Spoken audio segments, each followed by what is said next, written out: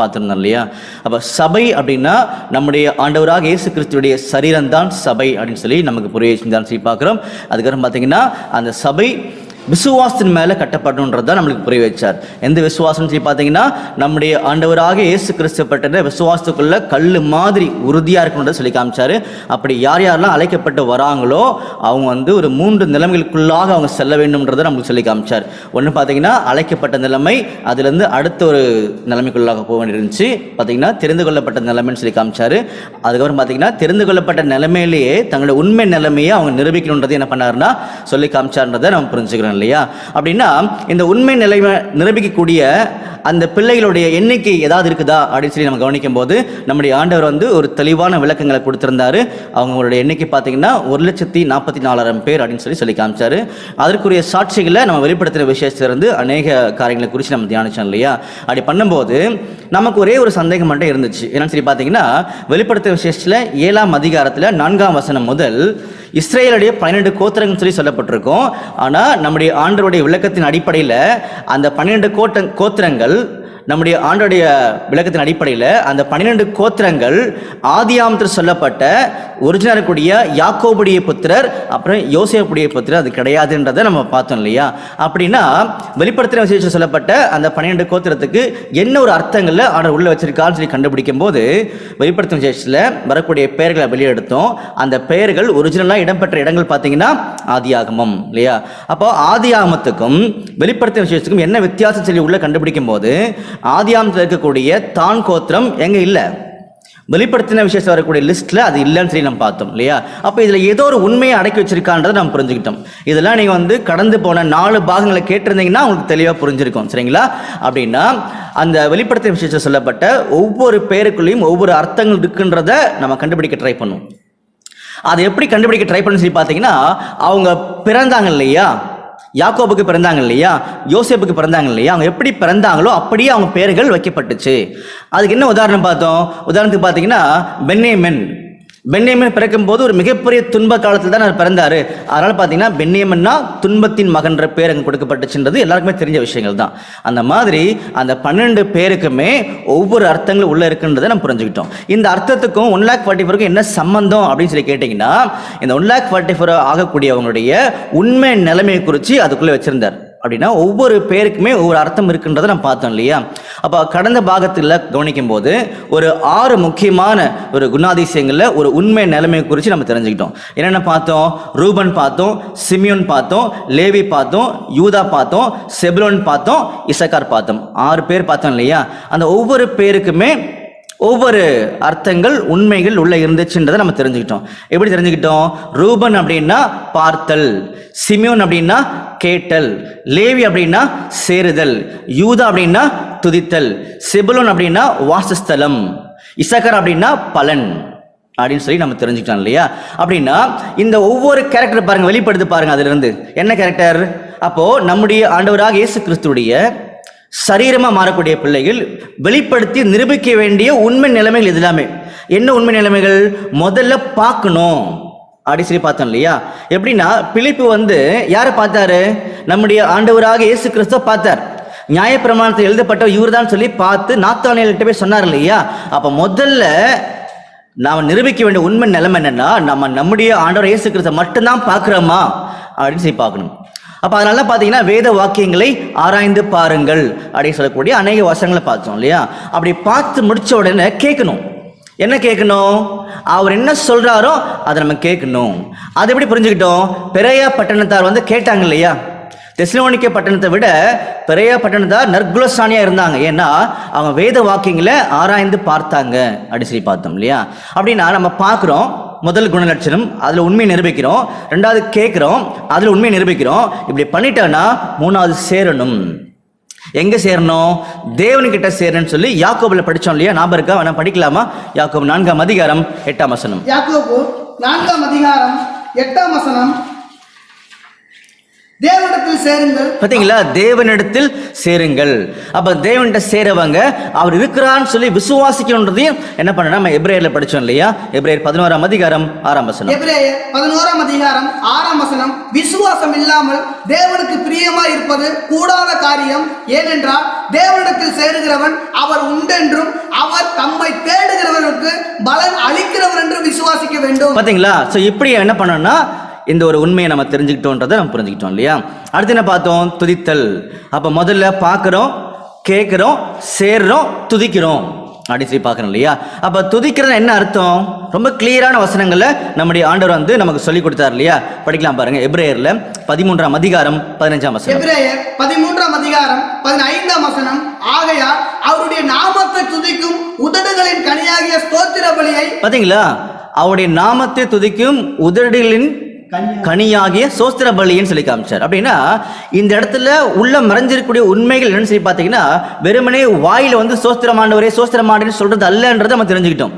அப்படின்னா அவரை சோஸ்திர பலின்னா அவரை பிரைஸ் பண்றது எப்படி பண்ணணும்? 1 யோவான் 3ஆம் அதிகாரம் 18ஆம் வசனம். 1 யோவான் 3ஆம் அதிகாரம் 18ஆம் வசனம், என் பிள்ளைகளே, வசனத்தினாலும் நாவினாலும் அல்ல, கிரியினாலும் உண்மையினாலும் அன்பு கூற கடவோம். பாத்தீங்களா? அப்ப கிரியினாலும் உண்மையினாலும் அன்பு கூற கடவோம் அப்படின்னா துதிக்கிறது என்ன அர்த்தம்னா, நம்முடைய அப்பா பிதா பரலோகத்தில் இருக்கார் இல்லையா? அவர் என்ன விரும்புறாரோ அதை வாழ்க்கையில கிரியில காமிக்கும் போதுதான் அவர் மகிமைப்படுவார். அதுதான் பாத்தீங்கன்னா சோத்திர பலின்றதையும் நம்ம தெரிஞ்சுக்கிட்டோம்னு சொல்லி பார்க்கறோம் இல்லையா? அப்போ நம்ம துதிச்சிட்டோம் அப்படின்னா அடுத்து என்ன பண்ணணும் அப்படின்னா வாசஸ்தலம். அவர் நம்ம கிட்ட வந்து வாசம் பண்ணுவாரு. படிச்சோம் இல்லையா?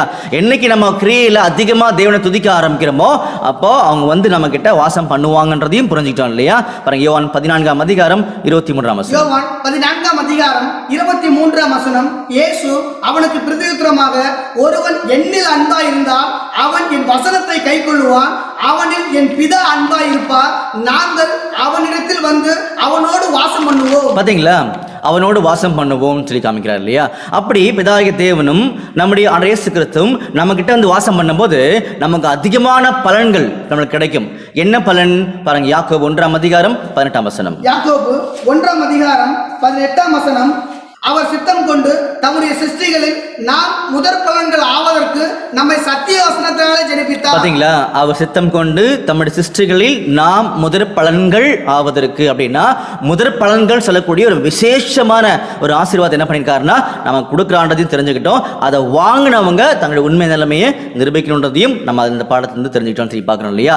அப்ப இப்படிப்பட்ட ஒரு 6 முக்கியமான ஒரு குணாதிசயங்களை ஒரு கேரக்டரை நம்ம தெரிஞ்சுக்கிட்டோம். அதுல தங்களுடைய உண்மையை நிரூபிக்கணுன்றதையும் நம்ம புரிஞ்சுக்கிட்டோம் இல்லையா? அப்போ 6 முடிஞ்சிருச்சு, இன்னும் 6 பேலன்ஸ் இருக்குது. அந்த 6 தான் இன்றைய நாள் என்ன பண்ண போறோம்னா நம்ம கவனிக்க போறோம் சொல்லி பார்க்கணும் இல்லையா? அப்போ 6வது ஒரு பாயிண்ட் உள்ள போயிடலாமா? சரி, 6வது யார் இருக்கான்னு சொல்லி பார்த்தீங்கன்னா காத் அப்படின்னு சொல்லக்கூடிய ஒரு முக்கியமான வந்து ஒரு பேர் இடம்பெற்றிருக்கின்றது நாம் புரிஞ்சுக்கணும் இல்லையா? அப்ப காத்து குறித்து நம்ம எங்க படிக்கலாம் சொல்லி பார்த்தீங்கன்னா ஆதியாகமம் 30ஆம் அதிகாரம் 11ஆம் வசனம். ஆதியாகமம் 30ஆம் அதிகாரம் 11ஆம் வசனம், அப்பொழுது லேயா ஏராளமாய் இருக்கிறது என்று சொல்லி அவனுக்கு காத் என்று பெயரிட்டார். பாத்தீங்களா?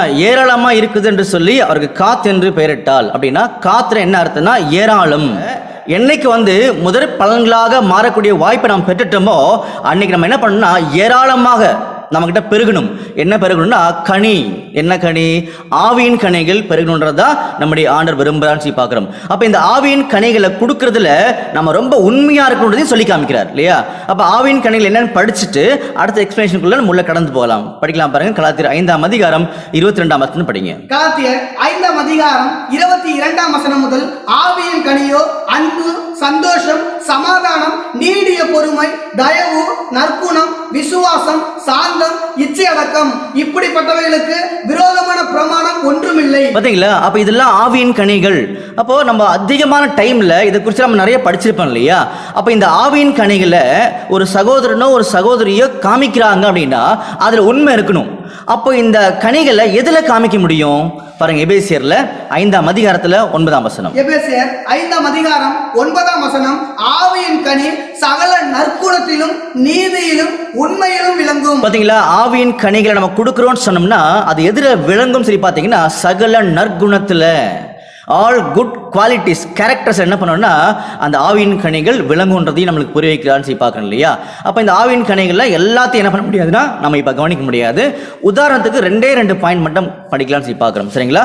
அப்போ ஆவியின் கனிகளில் முதல்ல இருக்கக்கூடிய பாயிண்ட்டும் 3வது பாயிண்ட்டும் நம்ம படிக்கலாம் இல்லையா. அப்போ ஆவியின் கனிகளில் முதல்ல என்ன இருக்குது படிங்க. ஆவியின் கனியோ அன்பு, சந்தோஷம், சமாதானம். பார்த்தீங்களா. அப்போ அன்பையும் சமாதானத்தை என்ன பண்ணலாம்னா இப்போ நம்ம உதாரணமாக எடுத்துக்கலாம். இதில் நம்ம எப்படி உண்மையாக இருக்கணும்னு என்ன பண்ணலாம்னா இப்போ நம்ம கவனிக்க ஆரம்பிக்கலாம்னு சொல்லி பார்க்குறோம், சரிங்களா. அப்போ அன்புன்னு எடுத்துக்கிட்டோம்னா எது அன்பு? அன்புன்ற ஒரு விலை உயர்ந்த ஒரு கேரக்டர் பார்த்தீங்கன்னா, ஒரு தன்மை பார்த்தீங்கன்னா, ஒரு குணாதிசயம் பார்த்தீங்கன்னா அது கடல் மாதிரி. அதுக்குள்ளே போய் நம்ம அவ்வளோ சீக்கிரம் அந்த அன்பை கண்டுபிடிக்க முடியாது. ஆனால் அன்புக்கு அடிப்படையாக ஒன்று இருக்குது. இந்த அடிப்படையில் தான் அன்பு ஃபுல்லாக அடுத்து நம்ம போக முடியும். இப்போ உலகத்துக்குள்ள பார்த்தீங்கன்னா அன்புக்குரிய சகோதர சகோதரிகளே, அநேகர் இந்த அன்பை குறித்து ஒரு தவறான எண்ணங்கள் அவங்களுக்கு அறியாமலே வச்சுட்டு இருக்கிறாங்க. நம்ம எதிரில் இருக்கிறவங்கள, பக்கத்தில் இருக்கிறவங்கள, இல்லை பக்கத்து வீட்டுக்காரங்கள, உறவுக்காரர்களை, நம்மளுக்கு பிடிச்சவங்கள அவங்களுக்கு உதவி செய்யறதெல்லாம் அன்பு நினச்சிட்டு இருக்காங்க இல்லையா. இதெல்லாம் அன்பு இல்லைன்னு சொல்ல வரல, ஆனால் இதெல்லாம் அன்போட அடிப்படை கிடையாது. அப்போ இப்போ சொன்ன காரியங்களில் பரிபூர்ணமாக பர்ஃபெக்டாக செய்யணும் அப்படின்னா நாம் அன்புடைய அடிப்படைக்குள்ளே கடந்து போகணும். முதல்ல அது என்ன அன்போடைய அடிப்படைன்னு சொல்லி கேட்டீங்கன்னா படிக்கலாம் பாருங்க. 1 யோவான் 5ஆம் அதிகாரம் 2-3 வசனங்கள். 1 யோவான் 5ஆம் அதிகாரம் 2ஆம் வசனம் முதல், நாம் தேவனிடத்தில் அன்பு கூர்ந்து அவருடைய கற்பனைகளை கை கொள்ளும் போது தேவனுடைய பிள்ளைகளிடத்தில் அன்பு கூறுகிறோம் என்று அறிந்து கொள்கிறோம். பாத்தீங்களா, அன்புக்கு அடிப்படையான விஷயமே இதுதான். நாம் தேவனிடத்தில் அன்பு கூற என்ன அர்த்தம்னா அவருடைய கற்பனைகளை கை கொள்றோம். அப்ப அவருடைய கற்பனைகளை கை கொள்ளும் போதே சகோதரி அன்பு கூறுன்றதையும் சொல்லி காமிச்சார். மறுபடியும் படிக்கலாமா? 1 யோவான் 5ஆம் அதிகாரம் 2ஆம் வசனம் முதல், நாம் தேவனிடத்தில் அன்பு கூர்ந்து அவருடைய கற்பனைகளை கை கொள்ளும் போது தேவனுடைய பிள்ளைகளிடத்தில் அன்பு கூறுகிறோம் என்று அறிந்து கொள்கிறோம். பாத்தீங்களா, அப்படின்னா அடிப்படையா என்ன புரிவிச்சான்றதை நல்லா தெரிஞ்சுக்கோங்க. அப்ப தேவனுடைய கற்பனைகளை கை கொள்வதுதான் அன்புன்றத முதல்ல நம்மளுக்கு சொல்லி காமிக்கிறார். படிக்கலாமா மறுபடியும் பாருங்க. 2 யோவான்ல 6ஆம் வசனம். 2 யோவான் 6ஆம் வசனம், நாம் அவருடைய கற்பனைகளின்படி நடப்பதே அன்பு. பாத்தீங்களா, நாம் அவருடைய கற்பனைகளின்படி நடப்பதே அன்பு அப்படி சொல்லி காமிக்கிறார் இல்லையா. அப்ப இந்த அன்புக்கு ஒரு சின்ன உதாரணத்தை நம்ம கண்டுபிடிக்கணும்னு சொல்லி பாத்தீங்கன்னா, அன்பு நம்ம காமிக்க ஆரம்பிச்சிட்டோம் அப்படின்னா நல்லா புரிஞ்சுக்கோங்க. இந்த அன்பை நாம எப்படியுமே யாருக்கிட்டுமே கத்துக்க முடியாது. நல்லா புரிஞ்சுக்கோங்க. பரிபூர்ணமான தெய்வீகமான அன்பை நம்ம எப்படியுமே யாருக்கிட்டுமே கத்துக்க முடியாது. ஆனால் யார்கிட்ட மட்டும்தான் கற்றுக்க முடியுன்றத சொல்லி காமிச்சார்னா, யார் பரிபூர்ண அன்பை வெளிப்படுத்தினாங்க? பிதாவாகிய தேவன் வெளிப்படுத்தினார். நமக்கு புரியல, அதை புரிய வைக்கிறதுக்காக தான் அவருடைய குமாரன் வந்தான்றதை நமக்கு சொல்லி காமிக்கிறார் இல்லையா. 2-3 வசனம் மட்டும் படிக்கலாம் பாருங்க. யோவான் 3ஆம் அதிகாரம் 16ஆம் வசனம். யோவான் 3ஆம் அதிகாரம் 16ஆம் வசனம், தேவன் தம்முடைய ஒரே பேரான குமாரனை விசுவாசிக்கிறவன் எவனோ அவன் கெட்டு போகாமல் நித்திய ஜீவனை அடையும்படிக்கு அவரை தந்தருளி இவ்வளவாய் உலகத்தில் அன்பு கூர்ந்தார். பாத்தீங்களா, அப்போ இந்த அன்புக்கு பாத்தீங்கன்னா அடித்தளமே அஸ்திபாரமே நம்முடைய பிதாகிய தேவன்றதை சொல்லி காமிச்சார். அப்ப அந்த அன்பு புரியணுன்றதுக்காக தான் அவர் யார் அனுப்பினாரு? அவருடைய குமாரனை அனுப்பி காமிச்சாருன்னு சொல்லி காமிச்சார் இல்லையா. இன்னொரு வசனம் படிக்கலாம் பாருங்க. 1 யோவான் 4ஆம் அதிகாரம் 8-9 வசனங்கள். 1 யோவான் 4ஆம் அதிகாரம் 8ஆம் வசனம் முதல், அன்பு இல்லாதவன் தேவனை அறியான், தேவன் அன்பாகவே இருக்கிறார். தம்முடைய ஒரே பேரான குமாரனாலே நாம் பிழைக்கும்படிக்கு தேவன் அவரை உலகத்திலே அனுப்பினதினால் தேவன் நம்மேல் வைத்த அன்பு வெளிப்பட்டது. பாத்தீங்களா, அப்போ நம்முடைய ஆண்டவர் இயேசு கிறிஸ்துவை புரிந்து கொள்ளும் போது மட்டும்தான் நாம இந்த அன்பை பரிபூர்ணமாக வெளிப்படுத்த முடியுன்றதையும் சொல்லி காமிச்சார். அப்ப இதுக்குள்ள நம்ம அதிகமா டிராவல் பண்ணா நம்மளுக்கு பாடம் வேற வகை ரூட்ல போயிடும் இல்லையா. அப்ப இன்னும் உங்களுக்கு புரியணும்னு சொல்லி பாத்தீங்கன்னா ஒரு சின்ன பாயிண்ட் மட்டும் சொல்லலாம். அன்புன்றது யார் மேல நம்ம காமிக்க ஆரம்பிச்சோம்னா அந்த தெய்வீகமான அன்பை அது என்னைக்குமே மாறக்கூடாது. அதனாலதான் நம்முடைய ஆண்டவராக இயேசு கிறிஸ்துக்கு அருமையான ஒரு பேரை கொடுத்தார் இல்லையா. அவர் நேற்றும் இன்றும் என்றும் மாறாதவர் சொல்லி எபிரேயர் 13:8 சொல்லி காமிச்சார் இல்லையா. அன்புக்குரிய சகோதரர்களே, அவரை அவர் கூட அந்த சீஷர்கள் எல்லாரும் என்ன பண்ணாங்கன்னா நேசிச்சாங்க, அதிகமாக நேசிச்சாங்க. கூட இருக்கும்போது ஒரு பிரச்சனை வரும்போது என்ன பண்ணிட்டாங்கன்னா விட்டுட்டு எல்லாரும் ஓடி போயிட்டாங்க இல்லையா. அப்போ இயேசு கிறிஸ்துவோட நிலைமை நமக்கு கவனிக்கிறோம். அப்போ யூதாஸ் அவருக்கு துரோகம் பண்ணிட்டு கூட என்ன பண்ணாருன்னா அவர் போயிட்டார். பேதுரு மறுதலிச்சு என்ன பண்ணாருன்னா அவர் போயிட்டார் இல்லையா. பின்னாடி என்ன பண்ணாருன்னா பேதுருவை கூப்பிட்டார். பேதுரு கூப்பிட்டு என் ஆடுகளே மெய்ப்பாயாக, என் ஆட்டுக்குட்டிகளை மெய்ப்பாயாகன்னு சொல்லி சொன்னார் இல்லையா. அப்ப என்ன சொல்ல வர்றாருன்னா, முதல்ல பேதுருவை பார்க்கும்போது என்ன அன்பு வச்சிருந்தாரோ அந்த அன்பு இன்க்ரீஸ் ஆச்சே தவிர அன்பு என்ன ஆகல, அன்பு குறையவில்லை. அதுதான் அன்பு. அப்போ அன்புன்றது என்னைக்குமே மாறக்கூடாது. அந்த பரிசுத்தமான பரிபூர்ணமான அன்பை காமிக்கின்றதா நம்முடைய ஆண்டவர் சொல்லி காமிச்சாரு. இந்த மாதிரி எல்லா சூழ்நிலையிலையும் சபையாக மாறக்கூடியவங்க, கிறிஸ்துவுடைய சரீரம் மாறக்கூடியவங்க உண்மையா இருப்பாங்க, அன்புல மாற்றமே காமிக்க மாட்டாங்கன்றத சொல்லி காமிச்சாரு. ஸோ அப்படிப்பட்ட தெய்வீகமான குணலட்சணம் இன்றைக்கு வரைக்கும் பரிபூர்ணமாக வெளிப்படாதனால தான் சபையுடைய நிறைவு இன்னைக்கு வரைக்கும் வரவில்லை. 1,40,000 நிறைவு இன்னைக்கு வரைக்கும் வரல. ஒருவேளை இந்த குணலட்சங்கள்ல, இந்த குணாதிசயங்கள்ல ஆதிகால அப்போஸ்தலர் மாதிரி எல்லாருமே, ஆதிகால சீஷர்கள் மாதிரி எல்லாருமே கடந்து வந்த பாதையில் அநேக சீஷர்கள் வாழ்ந்திருக்காங்க இல்லையா, அவங்கள மாதிரி உண்மை நிலைமை நிரூபிச்சிட்டாங்க அப்படின்னா இன்னைக்கு இந்த வாய்ப்பு நம்மளுக்கு கிடைச்சிருக்காது. அப்போ இன்னமும் கொஞ்சம் வாய்ப்பு பெண்டிங் இருக்குது நம்ம கையில். அப்போ அந்த அழைப்புக்கு தான் நீங்கள் நம்ம அழைக்கப்பட்டிருக்கும். அப்போ நமக்கும் கிடைக்கக்கூடிய வாய்ப்பை பயன்படுத்திக்கிட்டு ஒவ்வொரு சூழ்நிலையிலும் உண்மையான அன்பை காமிக்கணுன்றது தான் சொல்லி காமிக்கிறாரு. புரிஞ்சுங்களா? ஸோ இதோட போது நினைக்கிறேன் சமாதானத்தை குறித்து நெக்ஸ்ட் டைம் நம்ம பார்த்துக்கலாம். இப்போ டைம் ஆனதுனால அடுத்து ஒரு முக்கியமான ஒரு கேரக்டர்கள் என்ன பண்ணலாம்னா கடந்து போயிடலான்னு சொல்லி பார்க்குறோம் இல்லையா. அப்போ ஏராளத்தை குறித்து நம்ம பார்த்தாச்சு. அப்போ ஏராளமான ஆவியின் கனிகள் நம்மக்கிட்ட பெருகணும். எப்போ பெருகணும்னா முதல் பலன்களாகக்கூடிய வாய்ப்பை பெற்றுட்டோம் அப்படின்னா நம்மகிட்ட கனிகள் பெருகணுன்றதை நம்ம பார்த்தோம். புரிஞ்சுங்களா? அடுத்து வந்து ஆசீர்வாதத்தை குறித்து என்ன பண்ண போறோம்னா நம்ம படிக்க போறோம்ன்றதை நல்லா தெரிஞ்சுக்கோங்க. படிக்கலாம் பாருங்க. ஆதியாகமம் 30:13. ஆதியாகமம் 30:13. அப்பொழுது லேயா, நான் பாக்கியவதி, ஸ்திரீகள் என்னை பாக்கியவதி என்பார்கள் என்று சொல்லி அவனுக்கு ஆசேர் என்று பெயரிட்டாள். பாத்தீங்களா? அப்போ ஆசேர் அப்படின்னா ஆசீர்வாதம் அப்படின்றது தான் சரியான வந்து ஒரு அர்த்தன்றதை சொல்லி காமிக்கிறார். அப்போ நம்மளுக்கு எது ஆசீர்வாதம்? இன்னைக்கு ஒரு ஆசீர்வாதம் உள்ள வருது அப்படின்னா நம்ம அதிகமாக சந்தோஷப்படணும்ல. அப்போ அதுதானே விரும்புவாங்க எல்லாருமே, ஒரு ஆசீர்வாதத்தை. அப்போ நமக்கு எது ஆசீர்வாதம்? உலகத்துக்குள்ள நிறைய ஆசீர்வாதங்கள் சொல்லப்படுது இல்லையா, ஆனால் ஒரு பரிபூர்ணமான பர்ஃபெக்டான ஆசீர்வாதம் எதுன்றதை அப்போஸ்தலனாகிய பவுல் என்ன பண்ணியிருக்காருன்னா வெளிப்படுத்தி காமிச்சிருக்காரு. இப்போ நம்ம புரிஞ்சுக்கலாம். 2 கொரிந்தியர் 12:10 படிங்க. 2 கொரிந்தியர் 12:10. அந்தபடி நான் பலவீனமாய் இருக்கும்போது பலமுள்ளவனாய் இருக்கிறேன்.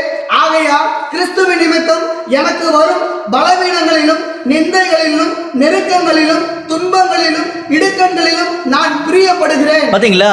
அப்போ அப்போஸ்தலனாகிய பவுல் பாத்தீங்கன்னா எதுல அதிகமா பிரியப்படுகிறார், எதுல விருப்பப்படுறான்னு சொல்லி பாத்தீங்கன்னா கிறிஸ்து நிமித்தமாக வரக்கூடிய அந்த பாடுகள், உபத்திரவங்கள், இடுக்கண்கள், அதுதான் அவருக்கு வந்து அதிகமான ஆசீர்வாதம்ன்றதை என்ன பண்றாருன்னா நமக்கு புரிய வைக்கிறார்.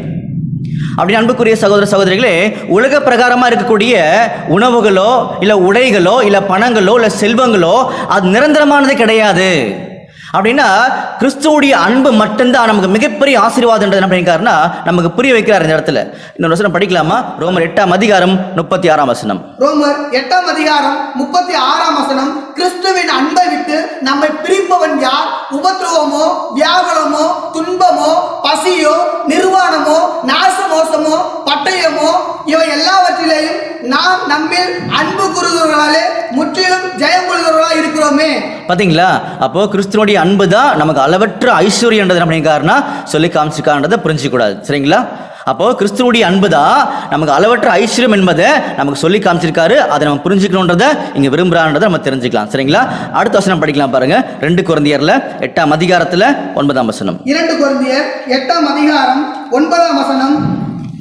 நம்முடைய கர்த்தராகிய இயேசு கிறிஸ்துவின் கிருபையை அறிந்திருக்கிறீர்களே, அவர் ஐஸ்வர்யம் உள்ளவனாய் இருந்தும் நீங்கள் அவருடைய தரித்திரத்தினாலே ஐஸ்வர்யவான்கள் ஆகும்படிக்கு உங்கள் நிமித்தம் தரித்திரரானாரே. பாத்தீங்களா? அப்போ நம்முடைய இயேசு கிறிஸ்துவுடைய அந்த அன்பு, அவருடைய கிருபை, இரக்கங்கள் தான் நம்ம இன்னைக்கு அதிகமாக சம்பாதிக்க வேண்டிய விஷயங்கள்ன்றதை சொல்லி காமிச்சிருக்காரு. இதை குறிச்சு கூட பார்த்தீங்கன்னா நீதிமொழிகளில் ரொம்ப அருமையான வசனத்தை நம்மளுக்கு பேசியிருக்காரு. அப்படின்னா நம்ம கிட்ட இருக்கக்கூடிய ஐஸ்வர்யம் பார்த்தீங்கன்னா ஆண்டவருடைய உண்மையான சத்தியங்கள் தான்றதை நமக்கு புரிய வைக்கிறாரு. அப்போஸ்தலனாகிய பவுல் விரும்பின மாதிரி படிக்கலாமா? நீதிமொழிகள் 4:5 முதல் படி. நீதிமொழிகள் 4:5 முதல் ஞானத்தை சம்பாதி, புத்தியையும் சம்பாதி, என் வாயின் வார்த்தைகளை மறவாமலும் விட்டு விலகாமலும் இரு. அதை விடாதே, அது உன்னை தற்காக்கும். அதன் மேல் பிரியமாயிரு, அது உன்னை காத்துக்கொள்ளும். ஞானமே முக்கியம். ஞானத்தை சம்பாதி. எண்ணத்தை சம்பாதித்தாலும் புத்தியை சம்பாதித்துக்கொள். நீ அதை மேன்மைப்படுத்து, அது உன்னை மேன்மைப்படுத்தும். நீ அதை தழுவி கொண்டால் அது உன்னை கனம் பண்ணும். பாத்தீங்களா?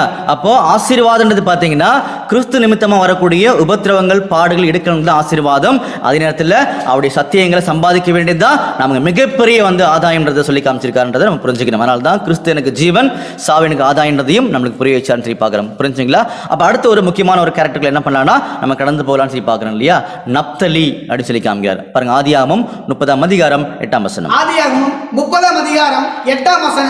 அப்பொழுது ராகேல், நான் மகா போராட்டமாய் என் சகோதரியோடு போராடி மேற்கொண்டேன் என்று சொல்லி அவனுக்கு நப்தலி என்று பெயரிட்டார். பாத்தீங்களா? அப்ப நப்தலி அப்படின்னா போராட்டம் சொல்லக்கூடிய ஒரு விஷயத்த, ஒரு உண்மை என்ன பண்றாருன்னா அந்த பெயர்ல இருந்து நமக்கு காமிக்கிறார் இல்லையா?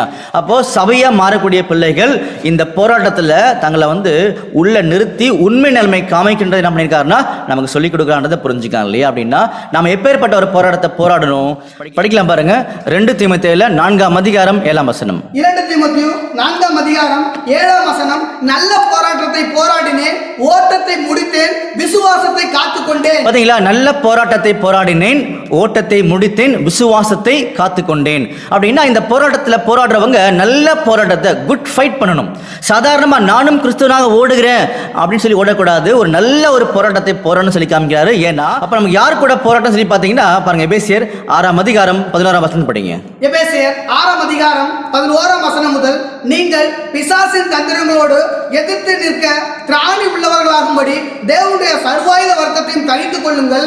ஏனெனில் மாம்சத்தோடும் இரத்தத்தோடும் அல்ல, துரைத்தனங்களோடும் அதிகாரங்களோடும் இப்பிரபஞ்சத்தின் அந்தகார லோகாதிபதிகளோடும் வான மண்டலங்களில் உள்ள பொல்லாத ஆவிகளின் சேனைகளோடும் நமக்கு போராட்டம் உண்டு. பாத்தீங்களா? நம்முடைய ஆண்டவர் இயேசு கிறிஸ்துவுடைய சரீரமாக சபையாக மாறக்கூடியவங்களுக்கு ஒரு மிகப்பெரிய போராட்டம் இருக்குதுன்றதை நமக்கு சொல்லி காமிக்கிறார். அந்த போராட்டத்தில் நம்ம எந்த அளவுக்கு உண்மையை நிரூபிக்கணுன்றதை பார்த்தீங்கன்னா நம்ம கிட்ட சொல்லி காமிக்கிறான்றதை புரிஞ்சுக்கலாம். இதை குறித்து பார்த்தீங்கன்னா இன்னும் அருமையான வசனத்தில் நமக்கு சுட்டி காமிக்கிறார். அதை படிக்கலாம். 2 தீமோத்தேயுல 2ஆம் அதிகாரம் 3ஆம் வசனம். 2 தீமோத்தேயு 2ஆம் அதிகாரம் 3ஆம் வசனம். நீயும் இயேசு கிறிஸ்துவுக்கு நல்ல போர் சேவகனாய் தீங்கு அனுபவி. பார்த்தீங்களா? நீயும் இயேசு கிறிஸ்துவுக்கு நல்ல ஒரு போர் சேவகனாய் தீங்கை அனுபவின்னு சொல்லி காமிக்கிறார். அப்படின்னா இந்த மாதிரி அநேக போராட்டங்கள் நம்ம லைஃப்ல வரும். அந்த போராட்டத்தில் நம்ம உண்மையா இருந்து ஓடி ஜெயிக்கின்றதான் நம்முடைய ஆண்டவர் விரும்புறான்றதை புரிஞ்சுக்கலாம். இது ஒரு சின்ன ஒரு பிராக்டிகல் எக்ஸ்பிளனேஷன் நம்ம உள்ள கவனிக்கவே பார்த்தீங்கன்னா சில விஷயங்கள் புரியறதுக்கான வாய்ப்புகள் நமக்கு அதிகமாக இருக்கும். இப்போ இந்த இடத்துல ஆண்டவருடைய பிள்ளைகளை என்ன மாதிரி ஒரு அடையாளப்படுத்தி காமிக்கிறான்னு சொல்லி பார்த்தீங்கன்னா ஒரு நல்ல ஒரு போர்ச்சேகவனாய் அப்படி சொல்லி காமிக்கிறார். குட் சோல்ஜர்னு சொல்லி காமிக்கிறார். அப்படின்னா ஒரு நல்ல ஒரு சோல்ஜருக்கு என்ன ஒரு அடையாளம் இருக்கும்? அப்போ சோல்ஜர்ஸ் பார்த்தீங்கன்னா நிறைய அடையாளம் இருக்கும். ஆனால் நல்ல ஒரு குட் சோல்ஜர்ஸ் பார்த்தீங்கன்னா அவங்க சிந்தனையில் அவர் எதுவுமே இருக்காது. அவங்க கமாண்டர் என்ன சொல்றாரோ அதை மட்டும் தான் எதிர்பார்க்கக்கூடிய, எதிர்நோக்கி இருக்கக்கூடிய சிந்தனை இருக்குமே தவிர வேற எந்த சிந்தனையும் இருக்காதுன்னு சொல்லி காமிக்கிறார். அதனாலதான் நமக்குள்ள எந்த சிந்தனை இருக்கணுமா பாருங்க. பிலிப்பியர் 2ஆம் அதிகாரம் 5ஆம் வசனம். பிலிப்பியர் 2ஆம் அதிகாரம் 5ஆம் வசனம். கிறிஸ்து இயேசுவில் இருந்த சிந்தையே உங்களிலும் இருக்க கடவுது. பாத்தீங்களா? கிறிஸ்து இயேசுவில் இருந்த சிந்தனையே உங்களிலும் இருக்க கடவுது. அப்ப அன்புக்குரிய சகோதர சகோதரிகளே, ஒரு போர் வீரன் ஒரு போர் முனையில் நின்று யுத்தம் பண்ணும்போது அவர் கையில ஆயுதங்கள் இருக்கும் இல்லையா? அதே மாதிரி இன்னைக்கு நாம போராடும் போது நம்ம கையிலும் ஆயுதங்கள் இருக்கும். அந்த ஆயுதத்தை வச்சுட்டு கமாண்டர் என்ன சொல்றாரோ அவருடைய சிந்தனையை உள்ள வச்சுக்கிட்டு நம்ம யுத்தம் பண்ணணும்னு சொல்லி காமிக்கிறார். அப்ப இதுவே உண்மையிலே இருக்கக்கூடிய உலக பிரகாரம் இருக்கக்கூடிய ஒரு போர் வீரன் கம்பேர் பண்ணி பார்க்கலாம் இல்லையா? அப்ப போர் வீரன் யுத்த காலத்தில் நிற்கிறாரு, கையில ஆயுதம் வச்சுட்டு இருக்காரு. அப்படி நோக்கம் என்ன? கமாண்டர் என்ன சொல்றாரோ அதை கேட்டு எதிரி அந்த படைகளை, அந்த வீரர்களை சாகடிக்க வேண்டியதுதான் இவருடைய வேலைன்னு நம்ம புரிஞ்சுக்கிறோம் இல்லையா? அப்ப அந்த டைம்ல அவருக்கு என்ன சிந்தனை இருக்காது? தன்னை குடும்பத்தை பத்தியோ, உறவுகளை பத்தியோ, தொழிலை பத்தியோ வேற எந்த சிந்தனையும் அவர்கிட்ட இருக்காது. அப்போ கமாண்டர் என்ன சொல்றாரோ அந்த சிந்தனை மட்டும்தான் உள்ள வச்சிருப்பான்றது நமக்கு நல்லா தெரியும் இல்லையா? ஒருவேளை இந்த நல்ல சோல்ஜருக்கு எதிர்க்கக்கூடிய சோல்ஜர்கள் என்ன பண்ணுவாங்கன்னா அந்த புல்லட் அடிச்சிட்டான்னு வச்சுக்கோங்களேன், நெஞ்சில் பட்டுரும் இல்லையா? அவர் மறிக்க ஆரம்பிச்சிருவார். அப்போ அவர் தலை சாயும் போது அவருக்குள்ள என்ன சிந்தனை வரும்? ஒரு நல்ல போர்ச்சவனுக்கு என்ன சிந்தனை வரும்? என்ன சிந்தனை வரும்னா அவருடைய உறவுகளை பற்றின சிந்தனைகள் தான் முதல்ல முன்னாடி வரும். அப்போ அதில் எது முதல்ல வரும் அப்படின்னா, இந்த பூமியில் முதல்ல என்னை அறிமுகப்படுத்தின என்னுடைய தாய், என் அம்மா, அவங்களை விட்டு இப்போ நான் பிரியணும்னு சொல்லக்கூடிய சிந்தனை உள்ள வரும்ல. அதுக்கப்புறம் பார்த்தீங்கன்னா இந்த பூமியில் நான் பேச பழகும் போது ஆன்னு சொல்லி நான் சொல்ல ஆரம்பித்தேன். அது ஆ கிடையாதுப்பா, அம்மான்னு சொல்லி என் கையை பிடிச்சி பழக்கி நடக்க கற்றுக் கொடுத்த என் அப்பாவோட சிந்தனை உள்ள வரும் இல்லையா? அவரை விட்டு இப்போ நான் பிரிய போகிறேன்னு ஒரு சிந்தனை வரும் இல்லையா? அதுக்கப்புறமா நான் வளர்ந்து ஆளான உடனே எனக்கு அருமையான ஏற்ற துணையை ஏற்படுத்தி கொடுத்தாங்க. நல்ல ஒரு உறவு, என் மனைவி. அவன் ரொம்ப வருஷமா நான் பார்க்கல, போர்க்காலத்திலேயே என் வாழ்க்கையை செலவு பண்ணிட்டேன். இப்போ நான் அவங்களை விட்டு பிரியணும். எல்லாத்துக்கும் மேல பார்த்தீங்கன்னா என்னுடைய ஜீவன்லேருந்து உருவான ஜீவன், எனக்கு முதல் பிறந்த குழந்தை, அந்த குழந்தைய நான் பிறந்த இன்ன வரைக்கும் பார்க்கல, போர்க்களத்தையே என் வாழ்க்கையை செலவு பண்ணிட்டேன். அந்த குழந்தையை கூட இப்போ நான் பிரியணும் அப்படின்ற எல்லாருடைய சிந்தனைகளும், எல்லாருடைய நினைப்புகளும், எல்லாருடைய பிக்சர்ஸும் மைண்டில் ஓடும் இல்லையா? அந்த தலை மரணத்துக்குள்ள போகிறதுக்கு முன்னாடி. ஆனால் கிறிஸ்துவுக்குள்ள வந்த நல்ல ஒரு போர்ச்சவனுக்கு இந்த மாதிரி மாம்சத்திற்குரிய எந்த சிந்தனை இருக்கக்கூடாது அப்படின்றதா நம்முடைய ஆண்டவர் சொல்லி காமிக்கிறார். அப்படின்னா மாம்சத்தின் உறவுகளை நினைக்க வேண்டாமான்னு பார்த்தீங்கன்னா அப்படி கிடையாது. முதலாவது தேவனுடைய ராஜ்யத்தையும் அவருடைய நீதியும் தேடுங்கள் அப்படின்னு சொல்லி காமிக்கிறார். அப்படின்னா எந்த அளவுக்கு கிறிஸ்துவுக்குள்ள நம்ம இணைஞ்சிருக்கணுன்றதான் இன்னைக்கு நம்மகிட்ட சொல்லி காமிக்கிறாரு. அதனால தான் நீயும் கிறிஸ்துவுக்குள்ளாக நல்ல போர்ச்சேவனாய் தீங்கு அனுபவின்னு சொல்லி காமிச்சார். ஸோ இப்பேற்பட்ட நிலைமையில கூட உண்மையை காமிக்க முடியும்னா கட்டாயமா இயேசு கிறிஸ்து கூட என்ன பண்ண முடியும்னா ஆளுகை செய்ய முடியுன்றதையும் சொல்லி காமிச்சார். அவரோட கூட பாடுகளை சகித்தோமானால் அவரோட கூட ஆளுகையும் செய்வோம். அப்போ இந்த ஒரு வாழ்க்கை சுலபமான வாழ்க்கை கிடையாது. ஆனால் இயேசு கிறிஸ்துவை உண்மையா பின்பற்றோம்னா நம்முடைய எல்லா பலகீனங்களையும் அவர் தாங்குறன்றதையும் நமக்கு சொல்லிக் கொடுத்து உறுதிப்படுத்தியிருக்காரு. பாருங்க எபிரேயர் 4:15. எபிரேயர் 4:15 நம்முடைய பலவீனங்களை குறித்து பரிதபிக்க கூடாத பிரதான ஆசாரியர் நமக்கு இராமல் எல்லா விதத்திலும் நம்மை போல சோதிக்கப்பட்டும் பாவம் இல்லாதவராய் இருக்கிற பிரதான ஆசாரியரே நமக்கு இருக்கிறார். பாத்தீங்களா? அன்புக்குரிய சகோதரர்களே, இப்போ இதை முடிச்சுட்டு அடுத்த முக்கியமான ஒரு கேரக்டர்கள் என்ன பண்ணாங்கன்னா கடந்து போகலான்னு சொல்லி பார்க்கணும் இல்லையா? அப்படின்னா நெக்ஸ்ட் பார்த்தீங்கன்னா பென்யமின் சொல்லக்கூடிய ஒரு அருமையான ஒரு கேரக்டர், ஒரு நேம் பார்த்தீங்கன்னா நமக்கு ஆண்டவர் கொடுத்துருக்காரு. அந்த பென்யமினை குறித்து படிக்கும்போது பார்த்தீங்கன்னா ஆதியாகமம் 35:18 படிக்கும். ஆதியாகமம் 35:18 மரண காலத்தில் அவள் ஆத்துமா பிரியும் போது அவள் அவனுக்கு பெனோனி என்று பெயரிட்டாள், அவன் தகப்பனோ அவனுக்கு பென்யமின் என்று பெயரிட்டான். பாத்தீங்களா? அப்ப பென்யமின்னா துன்பத்தின் மகன்றது அர்த்தம் இல்லையா? அப்படின்னா அடுத்து நம்ம கிட்ட இருக்க வேண்டிய முக்கியமான குணாதிசயம் பாத்தீங்கன்னா துன்பத்தை சகிக்கக்கூடிய ஒரு நல்ல ஒரு உண்மையான ஒரு மனநிலைமை, ஒரு கேரக்டர் நம்ம கிட்ட இருக்கணுன்றதையும் சொல்லி காமிக்கிறார் இல்லையா? அப்படின்னா இந்த பூமியிலிருந்து நம்ம எங்க அழைக்கப்பட்டிருக்கோம்? பரலோக ராஜ்யத்துக்கு அழைக்கப்பட்டிருக்கோம். அந்த பரலோக ராஜ்யத்துக்குள்ள போகணும் அப்படின்னா நம்ம எப்படிதான் போக முடியும்? நல்லா கவனிச்சுக்கோங்க. இன்னைக்கு அநேகருடைய எண்ணங்கள் அறியாமையினால தவறா இருக்குது. அறியாமையினால மட்டும்தான். நல்லா புரிஞ்சுங்க. அப்படின்னா இந்த பூமியிலிருந்து பரலோகத்துக்குள்ள நம்ம போகணும் அப்படின்னா எப்படி போக முடியும்? என்ன ரூட்டு பாருங்க. அப்போஸ்தலர் 14:22. அப்போஸ்தலர் 14:22 சீஷருடைய மனதை திடப்படுத்தி விசுவாசத்திலே நிலைத்திருக்கும்படி அவர்களுக்கு புத்தி சொல்லி நாம் அநேக உபத்திரவங்களின் வழியாய் தேவனுடைய ராஜ்யத்தில் பிரவேசிக்க வேண்டும் என்று சொன்னார்கள். பாத்தீங்களா? நாம் அநேக உபத்திரங்கள் வழியாக தான் தேவனுடைய ராஜ்யத்துக்குள்ள பிரவேசிக்க முடியும். அதெல்லாம் பாத்தீங்கன்னா 1 பேதுருல 1:6-7 தெளிவுபடுத்துறார் பேதுரு. 1 பேதுரு 1:6 முதல் இதிலே நீங்கள் மிகவும் சந்தோஷப்படுகிறீர்கள் என்றாலும் துன்பப்பட வேண்டியது அவசியமானதா இப்பொழுது கொஞ்ச காலம் பலவிதமான சோதனைகளினாலே துக்கப்படுகிறீர்கள். அழிந்து போகிற பொன் அக்கினியினாலே சோதிக்கப்படும், அதை பார்க்கிலும் அதிக விலையேற பெற்றதா இருக்கிற உங்கள் விசுவாசம் சோதிக்கப்பட்டு இயேசு கிறிஸ்து வெளிப்படும் போது உங்களுக்கு புகழ்ச்சியும் கனமும் மகிமையும் உண்டாக காணப்படும். பாத்தீங்களா? நம்ம கிட்ட நம்முடைய ஆண்டவர் எதிர்பார்க்கக்கூடிய அடுத்த முக்கியமான கேரக்டர் துன்பத்தை சகிக்கக்கூடிய பிள்ளைகளா இருக்கணும்ன்றதை சொல்லி காமிக்கிறார். அப்படி பண்ணும்போது மட்டும்தான் நம்முடைய ஆண்டவராக இயேசு கிறிஸ்து வெளிப்படுத்தின அந்த உண்மை நிலைமையை நாமளும் இந்த பூமியில வெளிப்படுத்த முடியும். அதனால துன்பப்பட வேண்டியது அவசியம். அழிந்து போகக்கூடிய பொண்ணே அக்னியால சோதிக்கப்படும் போது அதை விட உங்களுடைய விசுவாசம் சோதிக்கப்பட வேண்டியது அவசியம் சொல்லி காமிக்கிறார். அப்படின்னா நமக்கு வரக்கூடிய பாடுகள் உபத்திரத்துல பாத்தீங்கன்னா நம்ம எந்த அளவுக்கு உண்மையா இருக்கணும் அப்படின்னு சொல்லி காமிக்கும் போது இன்னொரு சின்ன ஒரு பாயிண்ட்டை நம்மகிட்ட நோட் பண்ணி கொடுக்குறார் நம்முடைய ஆண்டவர். அதை படிச்சு நம்ம உள்ள வரலாம். பாருங்க, உன்னத பாட்டு 1:9. உன்னத பாட்டு 1:9. என் பிரியமே, பார்வோனுடைய ரதங்களில் பூண்டு இருக்கிற பரிசைகள் பவுஞ்சிக்கு உன்னை ஒப்பிடுகிறேன். பாத்தீங்களா? என் பிரியமே, பார்வோனின் ரதங்களில் பூண்டிருக்கிற பரிகளின் பவுஞ்சுக்கு நான் உன்னை ஒப்பிடுகிறேன்னு சொல்லி காமிச்சார். அப்படின்னா இந்த பரிகளின் பவுஞ்சுன்னு சொல்லி பார்த்தீங்கன்னா இங்கிலீஷ்ல படிச்சு பார்க்கும்போது ஸ்டீட் அப்படின்னு சொல்லி இருக்கும். அப்படின்னா அது வந்து ஒரு போர் குதிரை. தமிழ்ல வேற வருஷன் படிச்சு பார்த்தீங்கன்னா பெண் குதிரைன்னு கூட போட்டிருக்கோம். அதுல பரினா பெண் குதிரைன்னு போட்டிருக்கோம் இல்லையா? அப்படின்னா பார்வோனுடைய ரதத்துல 4 குதிரைகள், இன்னும் பெரிய கிராண்டா இருக்கக்கூடிய ஒரு சேரிட் பார்த்தீங்கன்னா 6 குதிரை போட்டிருப்பாங்க. பொதுவாக பார்த்தீங்கன்னா 4 தான் இருக்கும் அதில். அப்போ 4 குதிரைகள் பார்வோனுடைய ரதத்தில் இருக்கும். அப்போ அந்த குதிரை அந்த சேரிட்ல ரதத்தில் யார் இருப்பான்னா பார்வோன் இருப்பார் இல்லையா? அப்போ பார்வோன் வந்து யுத்தத்துக்கு போகும்போது இந்த குதிரைகள் இந்த பார்வோன் என்ன நினைக்கிறாரோ அதுக்கேற்றபடி செயல்படணும், ரொம்ப வேகமாக போகணும். அப்படின்னா குதிரை கிட்ட என்ன இருக்கணும்? பார்வோனுடைய வெற்றி மட்டுமே குதிரையோட சிந்தனை இருக்கணும் இல்லையா? அப்படி இருக்கும்போது அன்புக்குரிய சகோதர சகோதரிகளே, இன்னைக்கு நம்ம என்ன பண்றாருன்னா இப்படி ஒப்பிட்டு காமிக்கிறார் உன்னத பாட்டில். பார்வோனுடைய ரதங்களில் பூண்டிருக்கிற பரிகளின் பவுஞ்சிக்கு நான் உன்னை ஒப்பிட்டு காமிக்கிறேன்னு சொல்லி இங்க சொல்லி காமிக்கிறார் நம்முடைய ஆண்டவர் இயேசு கிறிஸ்து. அப்படின்னா இந்த இடத்துல குதிரையை யாருக்கு ஒப்பிட்டு காமிக்கிறாருன்னா ஆண்டோடைய பிள்ளைகளுக்கு ஒப்பிட்டு காமிக்கிறாரு. அப்ப பார்வோன் யாரு? பார்வோன் வந்து நம்முடைய பிதாகிய தேவனுக்கு ஒப்பிட்டு காமிக்கிறாரு. எப்படின்னு கேட்டீங்கன்னா அழகா புரிய வச்சிருவார். யோசேப்புடைய வாழ்க்கை வரலாறு எடுத்து படிக்கிறோம் இல்லையா ஆதியாகமத்துல. அப்ப யோசேப்பு வந்து யார் கீழே ஒர்க் பண்ணாரு? பார்வோனுக்கு கீழே.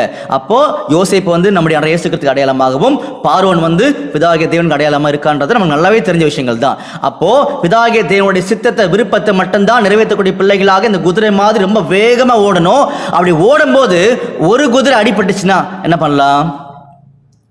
ஒரு குதிரை வந்து அடிபட்டுச்சுன்னா என்ன பண்ணலாம்? என்ன பண்ணலாம்னு சொல்லி பார்த்தீங்கன்னா என்ன பண்ணணும் நீங்களே சொல்லுங்க. அந்த குதிரையை நாம வந்து கழட்டி விட்டுட்டு போறது நல்லதா, இல்ல குதிரையை நம்ம தூக்கி சுமந்துட்டு ஓடுறது நல்லதா? குதிரையை தூக்கி சுமந்துட்டு ஓடணும் அப்படின்னா ஸ்பீடு கம்மியாயிடும். ஸ்பீடு கம்மியாச்சுன்னா ராஜாவின் விருப்பத்தை நிறைவேற்ற முடியாம போயிடும் இல்லையா? இப்போ என்ன பண்ணலாம்? கழட்டி விடலாமா? கழட்டி விட முடியாது. அதனால என்ன சொன்னாருன்னா ஒருவர் பாரத்தை ஒருவர் சுமந்து. அப்படின்னா இதை குறித்து சொல்லும்போது பாத்தீங்கன்னா பாருங்க கலாத்தியர் 6ஆம் அதிகாரம் 2ஆம் வசனம். கலாத்தியர் 6ஆம் அதிகாரம் 2ஆம் வசனம், ஒருவர் பாரத்தை ஒருவர் சுமந்து இப்படியே கிறிஸ்துவுடைய பிரமாணத்தை நிறைவேற்றுங்கள். பாத்தீங்களா? ஒருவர் பாரத்தை ஒருவர் சுமந்து இப்படியே கிறிஸ்துவுடைய பிரமாணத்தை நிறைவேற்றுங்கள். அப்படின்னா அந்த குதிரை என்ன பண்ண முடியாதுன்னா விட்டுட்டு போக முடியாது. அடிப்பட்ட குதிரையை அந்த குதிரை என்ன பண்ணா நாம தூக்கிட்டு ஓடணும். அப்ப அதிகமான உபத்திரவங்கள் பாடுகளையும் சகிக்க வேண்டியிருக்கின்றது. என்ன பண்ணிருக்காருன்னா நம்மளுக்கு சொல்லி காண்றதையும் நம்ம புரிஞ்சுக்கணும். சரிங்களா? இன்னொரு வசனம் படிக்கலாம் பாருங்க. 2 தீமோத்தேயுல 3ஆம் அதிகாரம் 12ஆம் வசனம். 2 தீமோத்தேயு 3ஆம் அதிகாரம் 12ஆம் வசனம், அன்றியும் கிறிஸ்து இயேசுவுக்குள் தேவ பக்தியே நடக்க மனதாய் இருக்கிற யாவரும் துன்பப்படுவார்கள். பாத்தீங்களா? அன்றியும் கிறிஸ்து இயேசுவுக்குள் தேவ பக்தியாய் நடக்க மனதாய் இருக்கிற யாவரும் துன்பப்படுவார்கள். அப்படின்னா இந்த துன்பங்கள், உபத்திரவங்கள், பாடுகள், அவமானங்கள் ஏன் நமக்கு எங்கிருந்து வரும்? அன்புக்குரிய சகோதர சகோதரிகளே நல்லா கவனிச்சுக்கோங்க. இது எங்கிருந்து வரும்? அப்ப நாளுக்கு நாள் ஆண்டோடைய சத்தியத்துக்குள்ள பலப்படும் போது உலகத்தில் கூடிய அநேக துன்பங்கள், பாடுகள், கஷ்டங்கள், நஷ்டங்களை நம்ம தாங்க ஆரம்பிச்சிருவோம், சகிக்க ஆரம்பிச்சிருவோம். ஆனால் சத்தியம் தெரிந்து சத்தியத்துக்கு கூட வாழும்போது சத்தியத்துக்கு கூட இருக்கக்கூடிய சகோதரர் மூலமாக அநேக உபத்திரங்கள், பாடுகள், கஷ்டங்கள், நஷ்டங்கள், அவமானங்கள் வரும். அதை நம்மளால சகிக்க முடியாது. ஆனால் நல்லா புரிஞ்சுக்கோங்க, நம்முடைய ஆண்டவராக இயேசு கிறிஸ்துக்கு இதேதான் சொந்த சகோதரர் மூலமாக அநேக உபத்திரவங்கள், அவமானங்கள், சங்கடங்கள், வேதனைகள் வந்துச்சு. அவர் சகிச்சார். காரணம் என்னன்னா அவர் அந்த குதிரை மாதிரி அவங்களுடைய துன்பத்தையும் அவங்களுடைய பாடுகளையும் என்ன பண்ணார்னா ஏற்றுக்கொண்டார் அப்படின்னு சொல்லி அநேக வசனங்கள் ஏசாயால சொல்லப்பட்டிருக்கு இல்லையா? இப்போ நம்மளுக்கு டைம் இல்லை இல்லையா? அப்ப நம்மளும் என்ன பண்ணணும்னா இந்த மாதிரி அநேக உபத்திரங்களையும் துன்பங்களையும் சகிக்கணும். சகிக்கும் போது அதுல உண்மையை நிரூபிக்கணும். அதுதான் முக்கியம். எவ்வளோ உண்மையா இருக்குமோ அந்த அளவுக்கு சபைக்கான வாய்ப்புகள் நமக்கு அதிகன்றதையும் சொல்லி காமிக்கிறார். புரிஞ்சுங்களா? அப்ப அடுத்த ஒரு கேரக்டருக்குள்ள உள்ள போயிடலாமா? படிக்கலாம் பாருங்க. யோசேப்பை குறித்து படிக்கலாம். ஆதியாகமம் 30ஆம் அதிகாரம் 24ஆம் வசனம். ஆதியாகமம் 30ஆம் அதிகாரம் 24ஆம் வசனம், இன்னும் ஒரு குமாரனை கர்த்தர் எனக்கு தருவார் என்று சொல்லி அவனுக்கு யோசேப்பு என்று பெயரிட்டார். பாத்தீங்களா? அப்ப யோசேப்புனா என்ன அர்த்தம் சொல்லி பாத்தீங்கன்னா கூட்டி சேர்த்தல் அப்படி சொல்லக்கூடிய ஒரு அருமையான ஒரு மீனிங்க அந்த பேர்ல இருந்து நமக்கு கொடுத்து காமிக்கிறார். அப்ப மேலே சொல்லப்பட்ட எல்லா கேரக்டர்லையும் உண்மையா வாழும்போது ஆண்டவர் இன்னைக்கு நம்ம கிட்ட எதிர்பார்க்கக்கூடிய வேலைகளை செய்யணும். என்ன வேலையை நம்ம எதிர்பார்க்கிறாரு அப்படின்னா நம்முடைய அப்போஸ்தலனாகிய பவுலுக்கு அவர் அழைக்கும் போதே ஒரு அருமையான வேலையை கொடுத்தார். எல்லாரையும் கிறிஸ்துவுக்குள்ளாக கொண்டு வரணுன்றதுதான் தேவன் அவர் கொடுத்த வேலைகள் இல்லையா? பாருங்க கலாத்தியர் 1ஆம் அதிகாரம் 16ஆம் வசனம். கலாத்தியர் 1ஆம் அதிகாரம் 16ஆம் வசனம், தம்முடைய குமாரனை நான் புறஜாதிகளிடத்தில் சுவிசேஷமாய் அறிவிக்கும் பொருட்டாக அவரை எனக்குள் வெளிப்படுத்த பிரியமாய் இருந்த. பாத்தீங்களா? தம்முடைய குமாரனை புறஜாதிகளுக்குள்ள சுவிசேஷமா அறிவிக்கணுன்ற ஒரு வேலை என்கிட்ட கொடுத்தாருன்னு சொல்லி காமிக்கிறார். அப்படின்னா எல்லாரும் கிறிஸ்துவுக்குள்ளாக ஒன்னா இணையணுன்றதான் தேவனுடைய ஒரு திட்டமா இருந்துச்சுன்னு சொல்லி காமிக்கிறார் இல்லையா? பாருங்க எபேசியர் 3ஆம் அதிகாரம் 3ஆம் வசனம் 7ஆம் வசனம். எபேசியர் 3ஆம் அதிகாரம் 3ஆம் வசனம், அது என்னவெனில் புறஜாதிகள் சுவிசேஷத்தினாலே உடன் சுதந்திரருமாய் ஒரே சரீரத்துக்கு உள்ளானவர்களுமாய் கிறிஸ்துவுக்குள் அவர் பண்ணின வாக்கு தத்தத்துக்கு உடன் பங்காளிகளாய் இருக்கிறார்கள் என்கிற இந்த ரகசியத்தை அவர் எனக்கு வெளிப்படுத்தி அறிவித்தார். பாத்தீங்களா? அப்போ கிறிஸ்துவுக்குள்ளாக எல்லாரையும் கூட்டி சேர்க்கணுன்றதுதான் தேவனுடைய விருப்பமா இருக்குது. அப்ப எல்லாருமே இந்த அன்புக்குள்ள ஐக்கியத்துக்குள்ள இணையணும்னா ஒரு மிகப்பெரிய வேலைகளை பொறுப்புகளை என்கிட்ட கொடுத்திருக்கான்றதை அங்க சொல்லி காமிக்கிறார். பாருங்க 1 கொரிந்தியர்ல 9ஆம் அதிகாரம் 16ஆம் வசனம். 1 கொரிந்தியர் 9ஆம் அதிகாரம் 16ஆம் வசனம், சுவிசேஷத்தை நான் பிரசங்கித்த வந்தும் மேன்மை பாராட்ட எனக்கு இடமில்லை, அது என் மேல் விழுந்த கடமையா இருக்கிறது. பாத்தீங்களா, அது என் மேல் விழுந்த அந்த கடமை என்று சொல்லி காமிக்கிறார். இன்னொரு வசனம் படிக்கலாமா? கொலோசியர் 1ஆம் அதிகாரம் 28-29 வசனங்கள். கொலோசியர் 1ஆம் அதிகாரம் 28ஆம் வசனம் முதல், எந்த மனுஷனையும் கிறிஸ்து இயேசுவுக்குள் தேறினவனாக நிறுத்தும்படிக்கு அவரையே நாங்கள் அறிவித்து, எந்த மனுஷனுக்கும் புத்தி சொல்லி, எந்த மனுஷனுக்கும் எல்லா ஞானத்தோடும் உபதேசம் பண்ணுகிறோம். அதற்காக நான் எனக்குள்ளே வல்லமையாய் கிரியை நடப்பிக்கிற அவருடைய பலத்தின்படி போராடி பிரயாசப்படுகிறேன். பாத்தீங்களா, இந்த கூட்டி சேர்க்கக்கூடிய வேலைகளை அப்போஸ்தலனாகிய பவுல் ரொம்ப கிராண்டா பிரம்மாண்டமா செய்து காமிச்சாரு. அதுல அவர் அநேக உபத்திரவங்களை, பாடுகளை, அவமானங்களை சகிச்சிருக்கான்றது எல்லாருக்கும் நல்லா தெரிஞ்ச விஷயங்கள் தான் இல்லையா? அப்படி சகிக்கும் போது அதுல உண்மையா இருந்திருக்காரு. அப்போஸ்தலனாகிய பவுல் இந்த மாதிரி அநேக சத்தியங்களை சொல்லி சபைகளை உருவாக்கி அநேகரை கிறிஸ்துக்குள்ள கொண்டு வரும்போது எல்லாருமே அவரை வெறுத்தாங்க. அப்படி வெறுக்கும் போது கூட அவர் உண்மையா என்ன பண்ணாருன்னா வாழ்ந்து காமிச்சார்ன்றத அநேக சாட்சிகள் சொல்லப்பட்டிருக்குன்னு நம்ம நல்லா தெரியும் இல்லையா? அப்ப இதுதான் நம்ம மேல இருக்கக்கூடிய முக்கியமான கடமைன்றதையும் மறந்துடக்கூடாது சொல்லி பார்க்கிறோம். அப்ப இந்த கடமைகளை செய்யும் போதும் நம்ம உண்மையா இருக்கணுன்றதையும் நம்முடைய ஆண்டு விரும்புறான்றதை மறந்துடக்கூடாது. ஸோ இப்பேற்பட்ட அந்த குணாதிசயங்கள் பூர்ணப்படாதனால தான் இன்னமும் சபை வாய்ப்பு நம்ம கிட்ட இருக்குது. அப்ப நமக்கு அதுல ஒரு பங்கு கொடுத்திருக்காரு. அதை பெற்றுக்கொண்ட நாம் எந்த அளவுக்கு உண்மையா இருக்கணுன்றதை சொல்லிட்டாரு.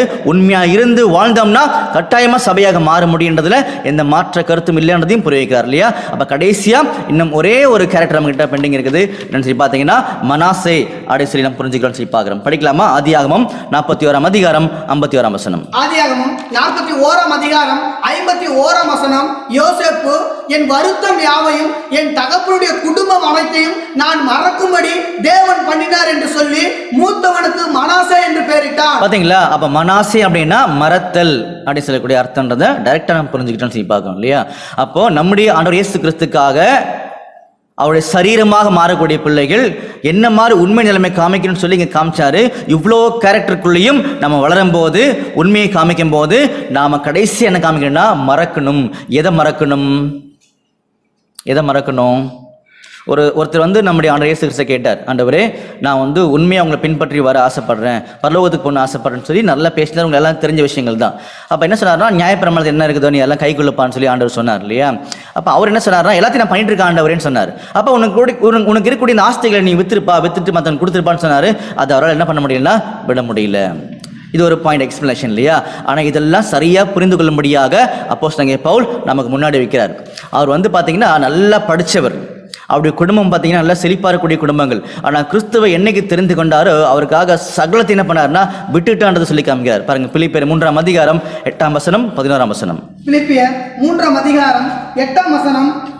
அது மாத்திரமல்ல, என் கர்த்தராகிய கிறிஸ்து இயேசுவை அறிகிற அறிவின் மேன்மைக்காக எல்லாவற்றையும் நஷ்டம் என்று எண்ணிக்கொண்டிருக்கிறேன். பாத்தீங்களா? எல்லாவற்றையும் நஷ்டம் என்று எண்ணிக்கொண்டிருக்கிறேன் அப்படின்னு சொல்லி காமிக்கிறார். 11ஆம் வசனம். அவருக்காக எல்லாவற்றையும் நஷ்டம் என்று விட்டு குப்பையுமாக எண்ணுகிறேன். பாத்தீங்களா? இந்த உலகத்துக்குள்ள இருக்கக்கூடிய எல்லா விஷயங்களும் குப்பை. அது எல்லாத்தையும் நான் மறந்துடுறேன், விட்டுறேன். காரணம் என்ன? கிறிஸ்துவுக்காக நான் விட்டு விடுகிறேன். காரணம் என்னன்னா, கிறிஸ்து எனக்கு ஜீவன், சாவு எனக்கு ஆதாயம் சொல்லி காமிச்சார். அப்ப இந்த அளவுக்கு பாத்தீங்கன்னா கிறிஸ்துவை உண்மையா நேசிக்கக்கூடிய ஒரு மனுஷனாக இருந்தா அப்போஸ்தலனாகிய பவுல். அப்படி உண்மையா நேசிக்கிறவங்களால மட்டும்தான் எல்லாத்தையும் விட்டு வெளியில வர முடியும். அதனால நான் ஒண்ணு செய்யறேன், உங்களுக்காக கிறிஸ்துக்காக செய்யறேன்றத பவுல் நம்ம சொல்லி காமிக்கிறார். படிக்கலாமா? அதிலே பிலிப்பியர் 3ஆம் அதிகாரம் 13. பிலிப்பியர் 3ஆம் அதிகாரம் 13ஆம் வசனம். சகோதரரே, அதை பிடித்து கொண்டேன் என்று நான் எண்ணுகிறதில்லை, ஒன்று செய்கிறேன், பின்னானவைகளை மறந்து முன்னானவைகளை நாடி கிறிஸ்து இயேசுவுக்குள் தேவன் அழைத்த பரம அழைப்பின் பந்தய பொருளுக்காக லக்கை நோக்கி தொடர்கிறேன். பாத்தீங்களா? பின்னாடி இருக்கக்கூடிய எல்லா காரியங்களையும் மறந்துட்டு லக்கை நோக்கி தொடர்கிறேன்னு சொல்லி காமிச்சார். அதனாலதான் நமக்கு அட்வைஸ் பண்ணும்போது அப்போஸ்தலனாகிய பவுல் சொல்லி காமிச்சாரு. பாருங்க, ரோமர் 12ஆம் அதிகாரம் 1ஆம் வசனம். ரோமர் 12ஆம் அதிகாரம் 1ஆம் வசனம். அப்படி இருக்க சகோதரரே, நீங்கள் உங்கள் சரீரங்களை பரிசுத்தமும் தேவனுக்கு பிரியவுமான ஜீவ பலியாக ஒப்பு கொடுக்க வேண்டும் என்று தேவனுடைய இரக்கங்களை முன்னிட்டு உங்களை வேண்டிக் கொள்கிறேன். இதுவே நீங்கள் செய்யத்தக்க புத்தி உள்ள ஆராதனை. பாத்தீங்களா? அப்படின்னா நம்மளை ஜீவ பலியா ஒப்பு கொடுக்கணுன்றதா அப்போஸ்தலன் பவுல் சொல்லி காமிக்கிறாரு. அப்ப ஜீவ பலின்னு சொல்லி பார்த்தீங்கன்னா நம்முடைய ஜீவனுக்குரிய எல்லா காரியங்களையும் நம்முடைய பிதாகிய தேவனுக்காக விட்டு கொடுக்கணுன்றதா நம்முடைய ஆண்டவர் வந்து சொல்லி கொடுத்திருக்காரு அப்போஸ்தலன் பவுலுக்கு. அதை நமக்கு சொல்லி கொடுத்திருக்காரு. அப்ப அன்புக்குரிய சகோதர சகோதரிகளே, இதை நம்முடைய இயேசு கிறிஸ்து தெளிவா வந்து அவருடைய மலை பிரசங்கத்தில் பேசும்போதே அநேகர் புரிஞ்சிக்காம என்ன சொல்லிட்டாங்கன்னா, இந்த உபதேசம் கடினமானது, இதை யார் கேட்பாங்கன்னு சொல்லிட்டாங்க. பாருங்க, யோவான் 6ஆம் அதிகாரம் 60ஆம் வசனம். யோவான் 6ஆம் அதிகாரம் 60ஆம் வசனம். அவருடைய சீஷர்களில் அநேகர் இவைகளை கேட்ட பொழுது, இது கடினமான உபதேசம், யார் இதை கேட்பார்கள் என்றார்கள். பாத்தீங்களா? அப்ப இந்த உபதேசம் கடினமானதுதான்.